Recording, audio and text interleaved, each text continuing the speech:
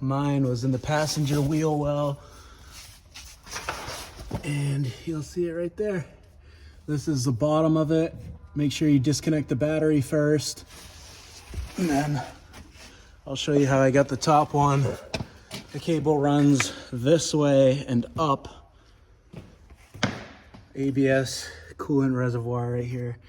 And if you'll look, it's right down there. See that? So, bottom side, again, in the wheel well, I had to take all the plastic shielding out of the way.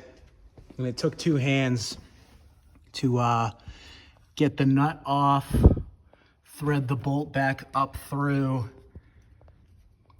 line the cable up, and put it all back together. 2 sets of hands. I think it was 13 millimeter socket to get the nut off. Let me know if you have any questions.